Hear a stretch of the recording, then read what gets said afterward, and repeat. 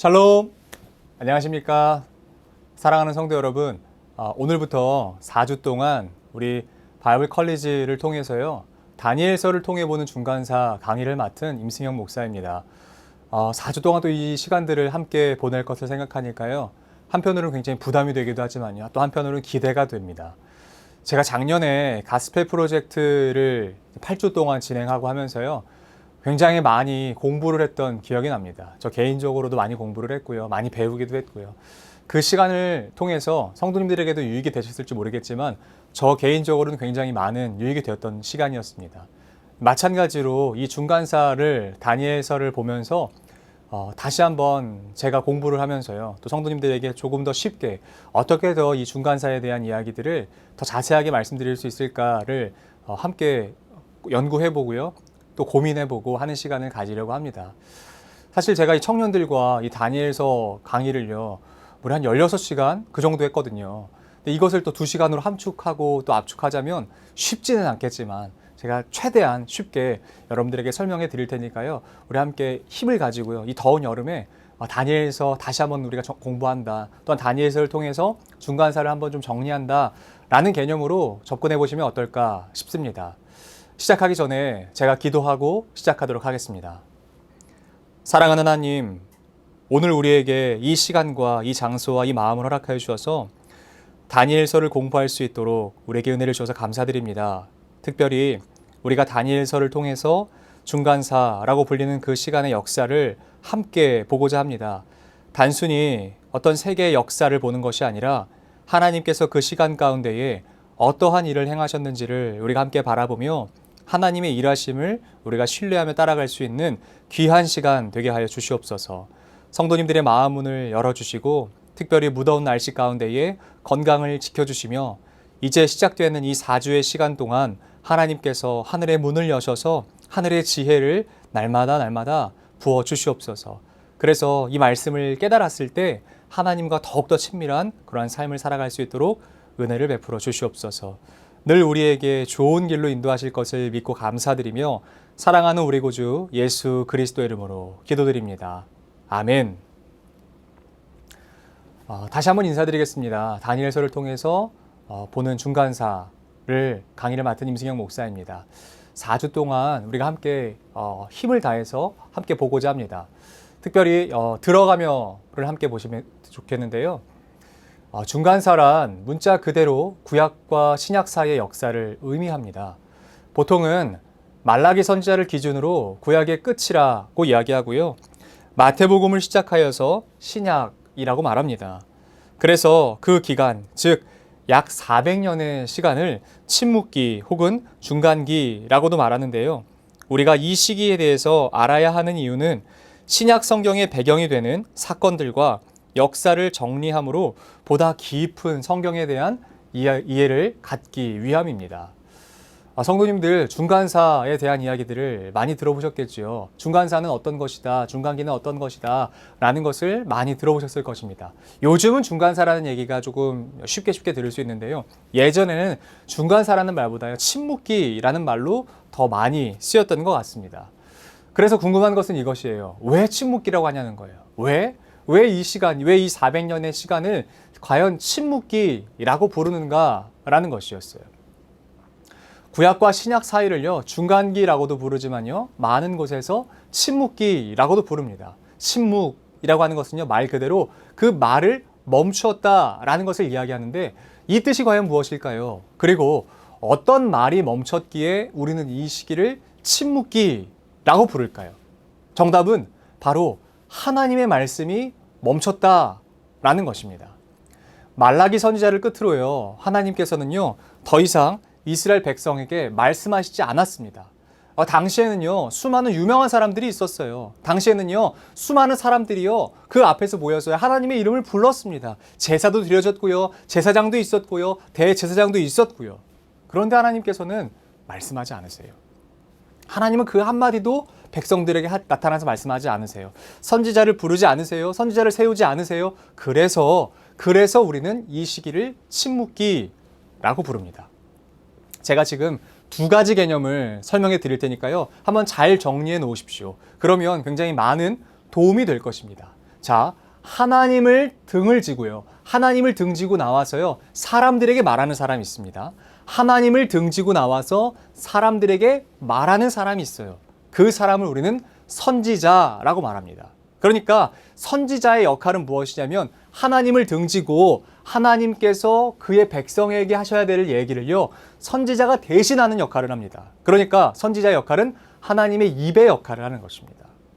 우리가 갖고 있는 많은 오해들, 특별히 구약 성경에서요. 무려 17권이 선지서입니다.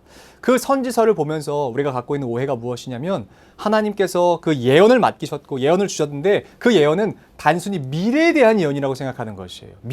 미래에 일어날 어떤 일, 예, 맞습니다. 그런 일들도요. 몇 가지는 있죠. 그러나 많지 않아요. 퍼센트로 따지잖아요. 채 6%도 안 됩니다. 채 6%도 안 되는 만큼의 미래에 대한 이야기. 나머지 93% 내지는 92% 정도 되는 양을요. 하나님께서는요. 어떤 걸 하시냐면 현재 지금 일어난 일에 대한 현상이 왜 일어나는가 라고 말하는 것으로 하나님은 더 많은 선지자에게 말을 맡기셨습니다. 그러므로 선지자의 역할은 다음에 일어날, 미래에 일어날, 장래에 일어날 어떤 일을 예언하는 것도 선지자의 역할입니다. 그러나 그것보다 더 많은 것은요. 하나님께서 지금 이 현상과 이 일이 왜 일어났는지 지금에 대해서 하나님께서 깨닫게 하시는 것이에요. 그리고 하나님께서는요. 그 선지자를 불러서 말씀하세요. 지금을 바꿔라. 현재를 바꿔라. 지금을 바꿔야 된다. 지금부터 바꿔야 된다. 라고 이야기합니다. 제가 청년들과 이야기를 할 때요. 이런 질문을 했어요. 그러니까 하나같이 동일하게 이렇게 대답했습니다.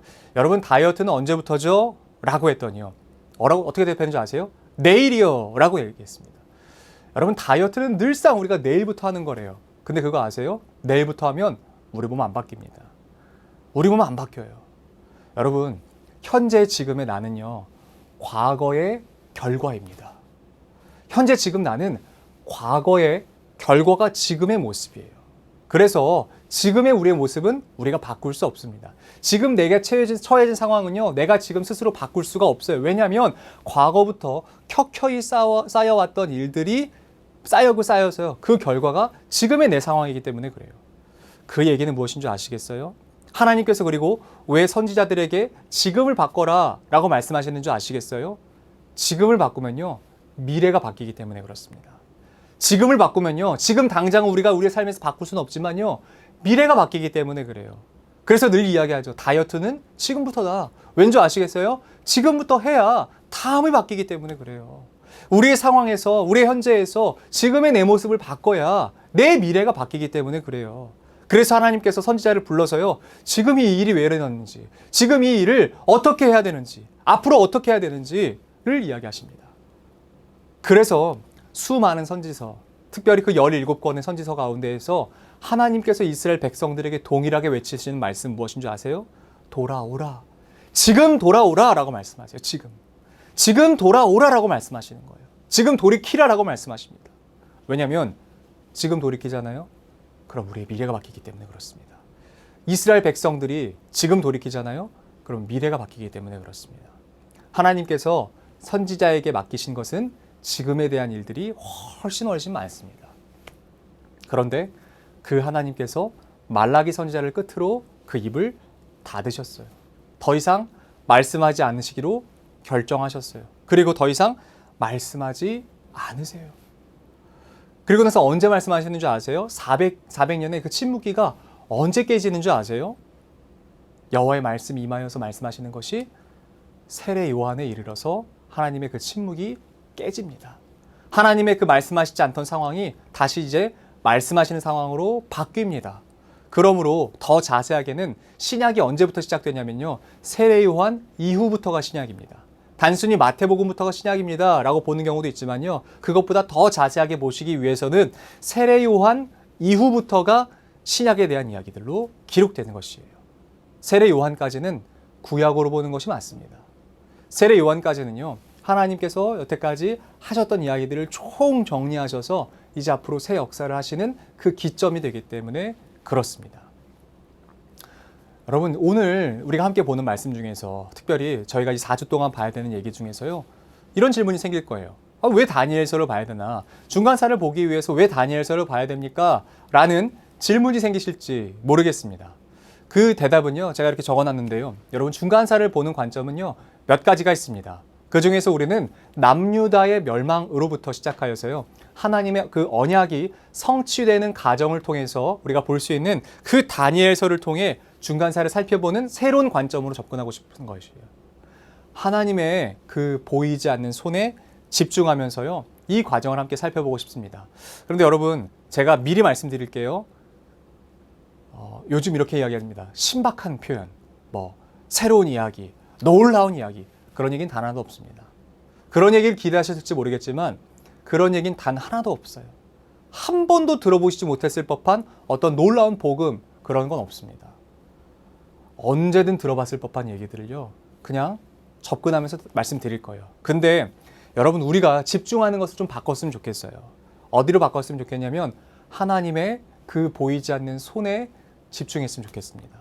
다니엘이라고 하는 인물을 통해서 하나님께서 중간사를 어떻게 준비하시면서 하나님께서 이 시간을 어떻게 보내게 하시면서 또한 역사를 어떻게 주관하셨는가, 또 어떻게 운행하셨는가, 어떻게 다스리고 계셨는가, 어떻게 우리 가운데 하나님의 일을 펼치시고 계셨는가를 우리가 좀 집중해서 살펴보고 싶습니다. 그러므로 다시 한번 권면드립니다. 여러분, 하나님의 그 보이지 않는 손에 집중하십시오. 우리의 역사는 그냥 우연히 어떤 세계적인 월드 파워가 갑자기 강성했기 때문에 벌어진 일이 아니라 하나님께서 하나님의 때에 하나님의 방식으로 일하시는 과정 중에 우리에게 이 시간을 허락하셨다. 이 사실을 여러분 기억하세요. 그래서 다니엘서를 통해서 우리가 말씀을 조금 정리하면서 접근해보고 싶은 것입니다. 자, 본문으로 본격적으로 들어가 볼까요? 다니엘서의 배경입니다. 여러분, 다니엘서에서는요, 많은 왕들이 등장해요. 다니엘서 안에서는 많은 왕들이 등장해요. 실제로 어떤 왕의 이름을 거론하기도 하지만요, 그 왕의 이름은 정확하게 기록되어 있지 않지만 그 당시에 다니엘이 총리 대신으로 일하면서요, 벌어졌던 그 상황 속에서 벌어지는 모든 일들 과정 속에서 왕들로서 드러나는 사람들, 그리고 왕으로 직접 기록되어 있지 않지만 그 시대 가운데의 월드파워, 그 시대 가운데 누가 과연 힘을 갖고 있었는지를 우리가 살펴보아야 됩니다. 첫 번째, 유다의 왕들이 있습니다. 유다의 왕들은요, 요시아가 있고요, 여호아스가 있고요, 여호야김이 있고요, 여호야긴이 있고요, 시드기야가 있습니다. 이 시드기야를 끝으로 이제 남유다의 모든 역사가 끝이 납니다. 그 끝나는 과정 속에서의 우리가 다니엘서를 통해서 우리가 무엇을 봐야 되는가? 그리고 특별히 바벨론. 왜냐하면 다니엘이 포로 잡혀갔던 나라가 바벨론이었기 때문에 그래요. 바벨론으로 잡혀갔던 그 당시에 벌어졌던 모든 일들, 그때의 왕은 누구였는가? 그때의 왕은 뭐였는가? 그때의 왕은 과연 다니엘에게 어떤 것을 했는가를 보기 위해서는요, 반드시 느부갓네살이라는 왕을 우리가 살펴보아야 합니다. 세계사적인 용어로는요, 느부카드네자르 혹은 네부카드네자르라고 하는 이름으로 불립니다. 그런데 성경은 이 왕을 느부갓네살이라는 왕으로 부르죠. 그리고 실제로는요, 나보니두스라는 왕은 기록되어 있지 않습니다. 그런데 그 다니엘서에서요, 특별히 고레스로 말미암아 바벨론이 멸망될 때 왕은 벨사살이라고 기록되어 있지만 실제로는 벨사살이 그 당시에 왕이 아닙니다. 벨사살 왕이었는데 벨사살 왕이요라고 이야기하는데 아니요. 여러분, 벨사살은 왕이었던 적이 없어요. 언제였냐면 나보니두스가요, 벨사살에게 왕권을 잠시 쥐어줍니다. 그러니까 그 왕권을 위탁하는 것이에요. 잠시 맡기는 것이에요. 그러니까 너 왕이야 라고 하는 것이 아니라 나보니두스가 여전히 살아있는 과정 속에서 벨사살이 마치 아버지였던 나보니두스의 그 왕의 모든 권한을 위임받아서 어떤 일을 행할 때가 있었어요. 그때에 페르시아의 고레스가 쳐들어오는 것이었습니다. 페르시아의 고레스가 쳐들어오는 것이었어요. 그리고 고레스의 아들 캔비시스, 그리고 가우마타 혹은 다리오 1세까지의 이야기들을 우리가 좀 살펴보고자 합니다. 그리고 그 당시에 메데라고 하는 큰 대국, 큰 나라, 그 나라에서의 시악사레스 1세가 과연 누구였는가라는 것을 우리가 좀 살펴보고자 합니다. 여기 내용들을 여러분 제가 말씀드리기 전에요, 제가 한 가지 부탁드리고 싶은 것이 있어요. 그것은 무엇이냐면 우리 수업을 듣기 위해서는요, 반드시 필요한 게 있습니다. 물론 책자도 필요하겠죠. 그런데 책자보다요, 여러분들의 손때가 묻은 성경책을 좀 가지고 오세요. 그래서 성경책의 밑줄을 좀 그으시고 제가 설명드리는 것들을 이 왕이 그때 그 왕이었구나, 이때 이 왕이 그 표현이구나. 그 일이 이때 벌어진 일들이구나. 라는 것을 여러분들 스스로가 좀 정리하실 수 있으셨으면 좋겠습니다. 자, 제가 지금부터 필기를 하면서 여러분들에게 말씀을 드려볼게요. 특별히 남유다의 관점 안에서 우리가 함께 보아야 되는 일들이 있습니다. 남유다의 멸망은요, 총 4번에 걸쳐서 멸망을 합니다. 어떻게 4번에 걸쳐서 멸망을 하냐면요, 첫 번째 주전 605년입니다. 그리고요, 주전입니다. 597년입니다. 그리고 586년이고요. 끝으로 582년이 있습니다. 이렇게 총 4번에 걸쳐서 남유다가 멸망을 당해요.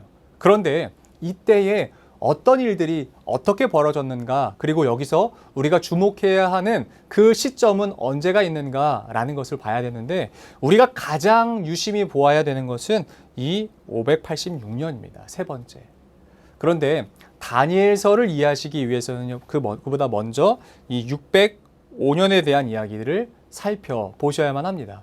605년에 어떤 일들이 일어났는가, 605년에 어떤 일들이 어떻게 벌어졌는가를 우리가 살펴봐야 됩니다. 왜냐하면 그때 당시에 왕궁에 있던 많은 사람들, 그 사람들이 그때 끌려가요. 자, 본문 한번 보시겠습니까? 다니엘서 1장 1절이에요. 유다 왕 여호야김이 다스린 지 3년이 되는 해에 바벨론 왕 느부갓네살이 예루살렘에 이르러 성을 에워쌌더니 라는 표현이 나와 있습니다. 그리고요, 3절에는 이렇게 표현되어 있어요. 왕이 환관장 아스부나스에게 말하여 이스라엘 자손 중에서 왕족과 귀족 몇 사람, 그 사람들을요 그때 끌고 갑니다. 그때가 바로 주전 605년이에요. 성전을 다 에워싸고요, 가장 먼저 한 것은 포로로 잡아갈 사람들을 선정을 해요. 그런데 이런 표현 적절하지 않아서 좀 죄송하지만 저기 그냥 백성들, 일반 백성들을 잡아가는 것이 아니라 누굴 잡아가냐면요, 왕족들, 귀족들을 잡아가요. 왕족들, 귀족들을 잡아가면, 이 리더들을 잡아가면요, 밑에 있는 기강이 다 흔들립니다. 그런데 그 사람들을 잡아가요. 똑똑한 사람입니다. 미래가 촉망되는 사람들을 605년에 잡아가요. 그리고 그 다음에 어떤 일이 벌어지냐면요, 597년에는요, 이때 왕이 포로로 잡혀갑니다. 시드기야가 이때 포로로 잡혀가요. 포로로 잡혀가서 어떤 일이 벌어진 줄 아세요? 그 앞에서 아들들이 죽는 것을 눈으로 목격하고요, 그 뒤에는 그의 눈이 뽑힙니다. 그래서 세계사적으로 이야기할 때는요, 주전 597년이 남유다의 멸망입니다. 왜냐하면 여러분 체스 혹은 장기, 도버스 아시겠지만 게임이 언제 끝납니까? 아무 때나 끝나지 않습니다. 아무리 혹은 나이트 이런 거 다 끝나도, 설마 게임 룰을 모르시는 분들이 계실지 몰라서 제가 잠깐 설명해 드리자면, 졸들이 있고요, 어떤 나이트가 있고요, 여러 가지가 있죠. 장기에서 따지면 상도 있고요, 마도 있고요, 차도 있고요, 포도 있고요, 여러 가지가 있는데 이거 다 빠져도요, 왕 안 죽었으면 게임 안 끝난 겁니다. 아시죠? 왕이 죽지 않았으면 게임 안 끝난 거죠. 반대로 왕이 죽으면 게임 끝납니다. 왕이 잡히면 게임 끝나는 거예요. 다른 거 다 필요 없습니다. 왕 잡히면 끝나는 거예요. 그래서 시드기야가 잡혔어요. 왕이 잡혔어요. 왕이 포로로 잡혔어요. 게임 끝난 거예요. 그 나라 망한 거예요. 근데 유대인은 참 이상하죠. 그때를 나라의 멸망으로 이야기하지 않아요. 성경도 그때로 나라의 멸망을 기억하지 않습니다. 597년에 이르러서 이제 왕이 끝났으니까 우리 나라 멸망한 거야. 사람들은 그렇게 이야기할 수 있는데 이스라엘 백성들은요, 유대인들은요, 그렇게 이야기하지 않아요. 그리고 성경도요, 그때를 그 나라의 끝으로 이야기하지 않습니다. 언제로 말하냐면 바로 제가 말씀드렸던 중요하다고 했던 586년입니다. 왠지 아시겠어요? 586년에 성전과 그 성벽이 다 불탔어요. 그때야 비로소 끝났다. 하나님의 전에 있던 모든 그릇들과 모든 것들이요, 이때 다 무너졌습니다. 이때 다 끝났어요. 이때 그냥 다 끝났어요. 성전이 무너졌어요. 하박국 선지자가 이렇게 이야기해요. 하나님, 이스라엘 백성들이 잘못한 건 맞죠. 잘못한 건 맞아요. 그런데 하나님, 성전은 아니죠. 성전 무너뜨리시는 건 아니죠. 라고 얘기해요. 그때 하나님께서 뭐라고 말씀하신 줄 아세요? 물이 바다를 덮음 같이 여호와의 영광을 인정하는 것이 온 땅 가운데 가득하리라 라고 말씀하세요. 그제서야 비로소 하박국이 그 앞에 순복합니다. 여러분, 이 일이 언제 완성되는 줄 아시겠어요? 물이 바다를 덮음 같이 여호와의 영광을 인정하는 것이 온 땅에, 온 세상에 가득할 것이다 라고 하는 하나님의 이 선언이 언제 되는 줄 아세요? 예루살렘 성전이 멸망당한 이후에 됩니다. 사람들의 생각은 예루살렘 성전 멸망하면 안 됩니다. 예루살렘 성전은 안 됩니다. 라고 생각했는데 하나님은 아니요. 거기가 반드시 멸망해야 된다고 말씀하세요. 거기 끝나야 돼. 라고 말씀하세요. 예루살렘 성전이 멸망돼야 돼. 라고 말씀하세요. 거기가 멸망됐을 때, 거기가 무너졌을 때 여호와의 영광을, 내 영광을 인정하는 것이 온 세상 가운데에 가득할 것이다. 라고 말씀하세요. 그 선언이 다니엘서에서 이루어집니다. 여러분 한번 보시죠. 다니엘서에서 어떻게 여호와의 영광을 인정하는 것이 세상 가운데 가득하게 되는지 우리가 다음 주, 다다음 주 계속 연결해서 보시게 될 것입니다. 남유다의 역사는 이렇습니다. 586년에 성전이 멸망되고요. 포로로 계속 잡혀가죠. 582년에는요. 그 땅에 남아있는 잔류되어 있는 몇 명의 사람들과 또 그 사람들 포로들을요. 이집트로 보내기도 하고요. 다시 이제 또 잡아가기도 하고 여러 가지 일들이 벌어집니다. 그때에 이스라엘 백성들을 포로 잡아갔던 왕이 누구냐면 바로 바벨론의 느부갓네살 왕입니다. 네부카드네자르라고 불리는 이 왕은요. 그 당시에 월드 파워 가운데 가장 힘이 셌던 사람입니다. 나폴레옹, 알렉산더, 고레스와 더불어 힘이 있었던 왕으로 칭송받았던 왕. 그 왕이 바로 느부갓네살이라는 왕입니다. 이 느부갓네살은요. 이전에 722년에 북이스라엘을 멸망하는데 북이스라엘을 멸망시켰던 아수르와는 조금 다릅니다. 아수르의 정책과는 조금 다릅니다. 왜냐하면 아수르는요. 정책이 공포정치예요. 공포정치. 이렇게 이야기합니다. 야, 문 열어. 처음에는 화친을 맺자고 해요. 야, 너네 내 앞에 그냥 무릎 꿇어. 내가 이제 너네 쳐들어갈 건데 너네 쳐들어가기 전에 무릎 꿇어. 내가 너희에게 이렇게 얘기했을 때 너네가 무릎 꿇고 내 부하로 혹은 내 아들의 나라로 들어오면 내가 너 돌봐줄게. 내가 너희 돌봐줄게. 라고 이야기합니다. 근데 그때 듣지 않잖아요. 말 듣지 않잖아요. 어떻게 하는 줄 아세요? 아수르가 정복하죠. 아수르가 만약에 전쟁에서 이겨요. 그러면 그 사람들을요. 산채로 잡아옵니다. 산채로. 죽이지 않아요. 죽이는 건 너무 뻔하고 쉽다고 생각해요. 그래서 죽이지 않습니다. 산채로 잡아와서 아수르는요. 그 마을 중앙에다가 사람들을 다 모아놓습니다. 그래서 눈으로 보는 몇몇 사람들을요. 장대에 꽂습니다. 그러니까 나무를 깎아서요. 그 장대를 한 이 정도 두께 정도 정확하게는 나와 있지 않지만 얼마는지 그 사진들이나 그림들을 보면요. 사람을 한 이 정도 통나무 같은 데다가 뾰족하게 끝을 깎아서요. 거기다가 사람을 산채로 박습니다. 산채로 그 나무에 박아서 죽여요. 박아서. 그러니까 아래에서부터 관통해서 위가 뚫려서 죽게 되는 것도 보게 됩니다. 그뿐만 아니라 어떤 일이 벌어지는지 아세요? 산채로 사람들을 잡아와가지고요. 늪으로 끌고 갑니다. 늪으로 끌고 가가지고요. 그 사람들의 발목을 묶어요. 발목을 묶어서 이렇게 뒤로 매달아 놓습니다. 머리만 댕강댕강 매달아지게 되겠죠. 팔이나 뭐 이렇게 힘이 없어서 축 늘어질 때 될 텐데요. 어디냐면 그 늪의 밑에 뭐가 있냐면 악어가 있습니다. 악어가 딱 그 점프를 해서 그 사람의 목을 낚아채기 좋은 정도까지만 내려서 그 사람을 매달아놔요. 그러면 그 사람은요. 목이 잘려 죽습니다. 그런 공포정치.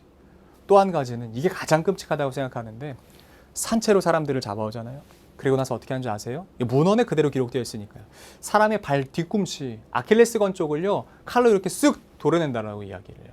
쓱 도려내면 뭐가 되냐면요. 그 아킬레스건 쪽에 있는 근육이 말려 들어가면서요. 사람의 그 표피가, 사람의 그 가죽이요. 같이 말려서 올라간대요. 그러면요. 거기를 붙잡고 가죽을 끝으로 팍 다 벗기는 거예요. 사람을 죽이는데 어떻게 죽이는지 아시겠어요? 가죽을 벗겨 죽어요. 가죽을. 살아있는 사람을 가죽 벗겨 죽여요. 그게 아수르의 공포정치였다면 그 느부갓네살 왕은요. 그렇게 하지 않습니다. 공포정치로서 하지 않아요. 화친을 맺거나 할 때 굉장히 유하게 대해줍니다. 포로로 잡아온 사람이라고 할지라도요. 바로 즉시로 죽이기로 결정하지 않고요.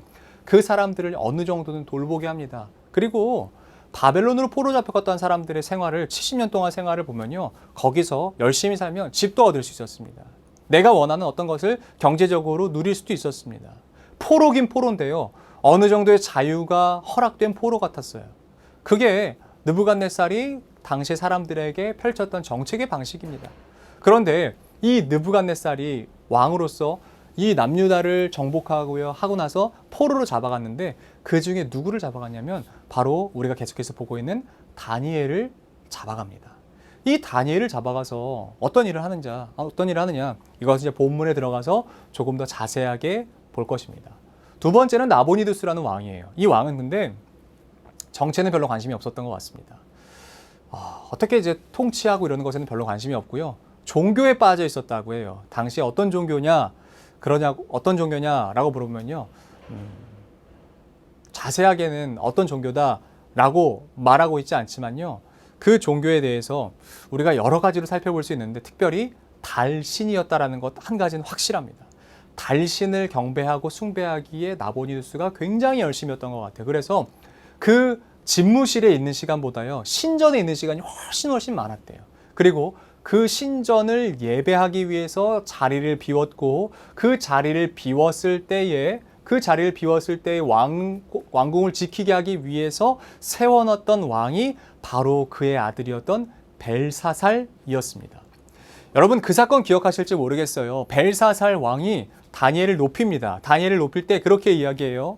너가 이 손가락으로 쓴 글씨를 맞추면 이 나라에서 세 번째가 될 거야 라고 이야기해요. 왜 세 번째겠습니까? 왕이 있는데 자기가 왕이었다면 두 번째가 돼야지 맞죠. 왕보다 밑에 또 누가 있고 그 밑에 누가 있는 것인가? 아니요. 왕 바로 밑으로 글을 올리겠다는 거예요. 근데 왕이 여전히 나보니두스였고요. 벨사살은 그 왕 다음이었기 때문에 자기가 두 번째였기 때문에 세 번째로 다니엘을 올리겠다라는 표현입니다. 나보니두스가 죽었기 때문에 벨사살이 왕이 된 것이 아니라 여전히 나보니두스와 벨사살이 같이 있었는데 아버지였던 나보니두스는 정치를 하기보다 그 통치를 하기보다 신전에 빠져 있기를 더 좋아했기 때문에 벨사살이 왕이 되었던 것을 볼 수 있습니다. 여기도 우리가 계속해서 본문 안에서 조금 더 자세하게 살펴볼 수 있을 것이에요. 그리고 우리가 한 가지 또 집중해야 되는 한 왕은요, 바로 고레스라고 하는 왕입니다. 이 고레스는 여러분 잘 아시다시피 세계사적으로는 키루스라고 불립니다. 키루스라고 불리는 이 왕은요, 굉장히 머리가 영민했대요. 머리가 너무너무 똑똑했대요. 그리고 이 고레스라고 하는 왕이 태어나기 전에 어떠한 일이 있었습니다. 메대의 왕이요, 어떤 일을 펼치냐면요, 아스티아게스라고 하는 메대의 왕이 있었습니다. 그런데 아스티아게스가 어느 날 갑자기 꿈을 꿨대요. 그 꿈의 내용이 무엇이었냐면 그 왕의 딸의 이름이 만다네라고 하는 그 공주가 있는데요. 그 만다네 공주가 오줌을 싸는 꿈을 꿨답니다. 근데 그 오줌이요, 그 지역, 메대 지역뿐만 아니라 전 아시아를 덮고도 남았대요. 여러분 이 정도 꿈이면 정말 좋은 꿈 아니겠어요? 와, 야, 내 딸이 드디어 이런 일이 있구나라고 생각했는데 죄송합니다만 공주는 사람 취급하지 않았던 것 같아요. 별로 그렇게 귀하게 취급하지 않았던 것 같습니다. 만다네가 그렇게 오줌을 싸서 전 아시아를 덮었다라는 것을 가지고 아스티아게스가 신전에 있는 사람들, 지혜자들을 다 부릅니다. 꿈 해몽가들을 불러서 물어봐요. 이 꿈의 내용이 무엇인 것 같냐라고 물어봤더니 만다네가 낳을 아들이 전 아시아를 통치할 것입니다 라는 얘기를 들었어요. 아스티아게스 입장에서는 자기가 왕인데 만다네가 낳은 아들이 전 아시아를 통치할 것이라니, 이런 말 같지도 않은 말을 안 돼! 라고 생각하면서요, 만다네를요, 당시에 페르시아는 굉장히 작은 나라입니다. 그 메대에 비하면 페르시아는 굉장히 작은 나라예요. 그 작은 나라로 시집을 보내버려요. 그 시집을 보냈을 때 그 당시에 맺었던 첫 번째 왕이 바로 캠비시스라는 왕이에요. 캠비시스 왕과 만다네가 결혼을 합니다. 그래서 그 결혼을 해서 아이를 낳아요. 근데 그 아이를 낳았는데 아스티아게스가 또 한 번 꿈을 꿉니다. 그 꿈은 무엇이었냐면 이 만다네가 낳은 이 아들이요, 전 세계를 정말 다 통치하는 거예요. 왕이 되는 그 꿈을 꾼 거예요. 그래서 아스티아게스가요, 그 낳았던 손자 고레스를요 데리고 오게 해요. 그래서 자기가 가장 신뢰하고 믿을 만한 한 신하를 부릅니다. 그 신하를 불러서요 이렇게 이야기합니다. 고레스를 조용히 너가 처리해라, 너가 죽여라 라고 이야기합니다. 그 신하가 왕의 명령을 받아들고요, 죽이려고 봤더니 이 아이를 보고 너무 힘든 거예요. 아이를 죽이는 게 얼마나 어렵겠습니까? 그래서 자기가 직접 죽이지 않고요, 또 한 소장농에게 그 일을 맡겨요. 근데 그 일을 맡았던 소장농이요, 보니까 내가 이 아이를 죽여야 되는데 똑같은 고민을 하게 되는 거죠. 어떻게 아이를 죽일까라고 생각했는데 집에 갔습니다. 집에 갔더니 자기가 낳은 자기 아들이 죽어 있는 거예요.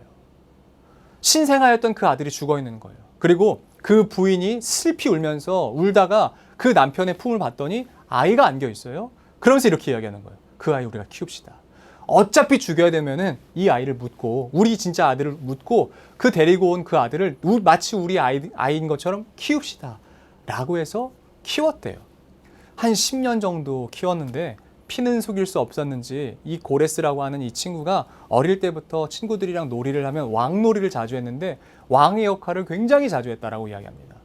그래서 이 왕의 역할을 자주 했던 이 고레스가 나중에 어떤 일이 벌어지냐면 친구들이랑 왕으로서 재판을 해야 되는데 어떤 한 신하의 역할을 하는 애가 말을 더럽게 안 들었대요. 그래서 그 아이를 벌을 줬답니다. 왕의 역할이었으니까. 근데 문제는 그 신하의 역할을 했던 것은 고위 관리직의 아들이었고 그 고레스는 당시에 소장농의 아들이었습니다. 그래서 이게 어디까지 가냐면 아스티아게스에게까지 들어갑니다. 아스티아게스가 이 일에 대해서 고레스에게 물어봐요. 야, 네가 소장농의 아들, 그렇게 천한 신분으로서 어찌 이렇게 귀한 귀족의 아들을 그렇게 마구잡이로 흠씬 두들겨 팼냐? 라고 질문하자 고레스가 한 대답이 아주 놀랍습니다. 왕이시여, 제가 왕으로서 이 아이에게 벌을 준 것을 잘못이라고 말씀하신다면 왕이 말하시는 모든 말씀을 신하들이 듣겠습니까? 10살짜리 꼬맹이가 그런 얘기를 했대요. 그래서 그 당시 왕이었던 아스티아게스가 굉장히 놀라면서 이 아이의 출신을 다시 한번 묻기로 결정해서요. 추궁하자 사실은 소장농의 아들이 아니라 그의 손자였던 고레스라고 하는 사실을 다시 발견하게 되는 거죠. 한편의 마음으로는 굉장히 안도하는 마음이 있었죠. 평생 동안 따라다녔던 어떤 짐 같은 것이었는데 그것이 풀어지니까 너무너무 좋았죠. 그런데 한편의 마음으로는요. 그 꿈이 이루어질까 봐 너무 두려운 마음이 있었던 것 같습니다. 이 얘기를 제가 너무 길게 말씀드렸는데 문제는 뭐냐면 이 고레스라고 하는 왕이요. 시작과 발응이 메대를 집어 삼키는 것으로부터 시작합니다. 페르시아라고 한 아주 작은 나라인데요. 이 나라에서 일어났던 한 왕이요. 메대를 집어 삼키고 그리고 그 왕이 바벨론까지 공격해서 이제는 바벨론의 시대가 끝나고 페르시아의 시대가 시작되는 이 시점을 일으켰던 왕이 바로 고레스라는 왕입니다. 고레스라고 하는 왕은요. 성경 외에는 별로 그렇게 중요하게 다루고 있지 않아요. 근데 고레스를요. 성경에서는 굉장히 자세하게 다루고 있습니다. 그래서 많은 역사학자들이요. 고레스라고 하는 그 사람에 대해서 정확하게 알고 싶으면 성경을 봐라 라는 얘기가 있을 정도라고 합니다. 자, 다니엘의 배경이 되는 이 왕들을 우리가 함께 이제 살펴보았고요. 그 다음에는 또 한 가지 무엇을 볼 거냐면요. 다니엘서 1장부터 12장까지 기록되어 있는 이 사건들을 제가 표로 정리해 드렸습니다. 이 표를 보시면서 연대별로 어떤 일이 어떻게 벌어지는지를 살펴보시면 좋을 것 같습니다. 특별히 605년에 다니엘이 포로로 잡혀왔다는 사건과 그리고 동시에 539년에 이제 바벨론이 멸망되는 것을 여러분들이 기억하셨으면 좋겠어요. 바벨론이 멸망되는 사건, 그리고 마지막 끝으로 다니엘이 히데겔 강가에서 본 환상이 어떻게 이루어져 가는가라는 것을 우리가 함께 살펴보고자 합니다. 586년 그 포로가 잡혀가던 루트를 여러분 지도로 한번 확인해 보시죠. 이 예루살렘이라고 하는 지역부터 시작해 가지고요. 바벨로니아라고 하는 지역까지요. 포로로 잡혀갑니다. 여기서 니프루라고 하는 지역으로 가는 사람도 있었고요. 거의 대부분 바벨로니아 지역에 와서 다 정착했던 것을 볼 수 있습니다. 니프루라고 하는 지역에 갔던 이유는 농사를 짓게 하기 위해서 거기로 보냈다라고 이야기하고요. 바벨로니아라고 하는 것은 노역을 시키기 위해서 거기로 불렀다라고 하는 설들이 있습니다. 여러 가지들이 있어요. 근데 이 길들을 통해서 이제 이스라엘 백성들이요. 여기 포로로 잡혀갑니다. 반대로 이 반대의 루트로 다시 이제 예루살렘으로 돌아오는 것을 여러분들 기억하시면서 보시면 좋을 것 같습니다.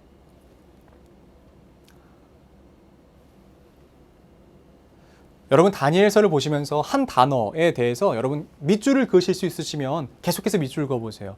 그것은 무엇이냐면 첫 번째 주시고라는 표현입니다. 두 번째는 넘기셨다라는 표현입니다. 그리고 얻게 하셨다라는 표현입니다. 제가 본문을 여러분들에게 적어놔 드렸는데요. 한번 같이 보시겠습니까? 주께서 유다 왕 여호야김과 하나님의 전 그릇 얼마를 그의 손에 넘기심에 하나님이 다니엘로 하여금 환관장에게 은혜와 긍휼을 얻게 하신지라. 하나님이 이 네 소년에게 학문을 주시고 모든 서적을 깨닫게 하시고 지혜를 주셨으니. 여러분 여기서의 주어가 누군지를 반드시 기억하세요. 다니엘서 안에서 기록되고 있는 모든 일들의 주어가 누구인지 반드시 기억하세요. 사람들이 그렇게 이야기하죠. 야, 바벨론이 셌으니까 이긴 거야. 야, 고레스가 전쟁을 잘해서 이긴 거야. 아, 그렇지 않습니다. 성경이 뭐라고 기록한 줄 아시겠어요? 하나님이 넘기셨다. 하나님이 주셨다. 하나님께서 허락하신 것이다. 느부갓네살에게도 그렇게 말씀하세요. 느부갓네살에게 왕권을 주셨다. 고레스에게도 왕권을 주셨다. 하나님이 주셨으니까 그들이 한 거예요. 월드파워가 강해서요. 전쟁을 잘해서요. 페르시아가 커서요. 바벨론이 커서요. 절대 그렇지 않습니다. 더 자세하게 다루겠지만 바벨론은 멸망할 수 없는 나라예요. 망할 수 없는 나라가 망하게 됩니다. 과연 왜 망했는가? 과연 왜 무너졌는가? 여러분 절대 멸망하지 않을 것 같은 나라가 멸망했을 때 바벨론처럼 무너졌다라는 표현을 씁니다. 그 사실을 기억하세요. 그리고 본문에서 우리가 오늘은 여기까지만 살펴볼 것인데요. 느부갓네살이라고 하는 그 왕이 꾼 꿈이 있습니다. 그 꿈으로 말미암아 어떤 일들이 펼쳐지는지 그리고 그 꿈들이 어떤 일들을 예언하는 것인지 우리가 여기까지 오늘 한번 살펴보고 싶어요. 본문에 한번 보시면 느부갓네살이 꿈을 꿉니다. 그리고 그 꿈에 대해서는요, 다른 그 어떤 유명한 사람들, 그 당시에 박수, 어떤 무당들도 다 불렀고요. 지혜자들도 다 불렀어요. 그래서 이렇게 물어보는 거예요. 내가 어떤 꿈 꿨는지 아냐? 내가 꾼 꿈을 여러분들 해석할 수 있습니까? 라고 질문을 하죠.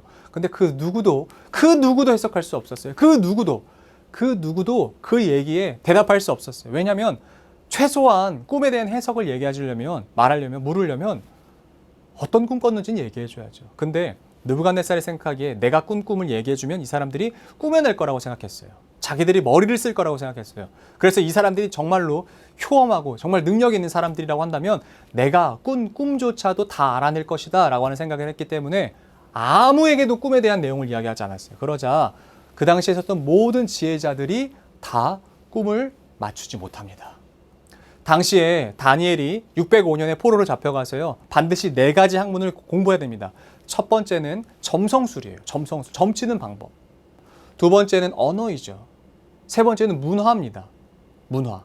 네 번째는 신학입니다. 근데 이 신학은 어떤 신학이냐면 유대 신학이 아니라 그 바벨론 신학입니다. 바벨론 신화에 대한 이야기들을 계속해서 공부해야만 했고요. 이 4가지들을 알았어야만 했습니다. 이 4가지에 통달했던 다니엘도 마찬가지로 지혜자로 불러지게 되는 것이었어요.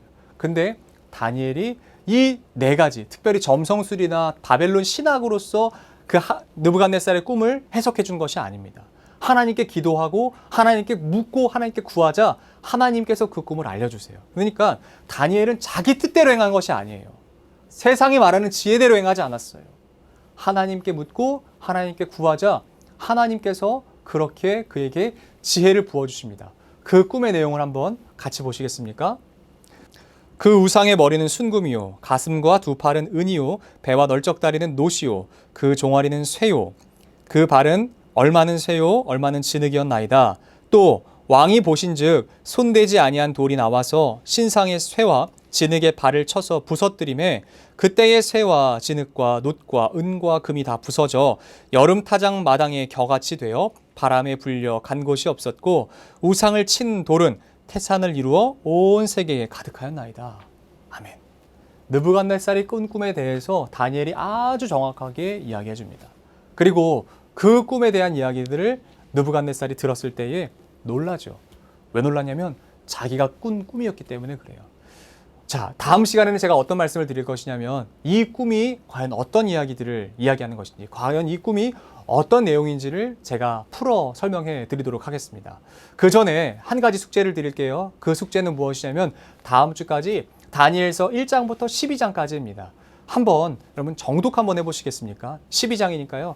그렇게 오랜 시간이 걸리시진 않을 겁니다. 빨리 읽으시는 분들은 30분이면 충분히 읽으실 수 있으실 만한 내용입니다. 그래서 천천히 한번 읽어보시면서요. 다니엘서 안에서 기록되어 있는 하나님의 뜻을 발견하시는 한 주가 되셨으면 좋겠어요. 그리고 다음 주까지 우리가 다니엘서를 더 깊이 묵상하면서 하나님과 가까워지는 시간 되셨으면 좋겠습니다. 자, 그럼 다음 주에 다시 이 시간에 뵙도록 하겠습니다.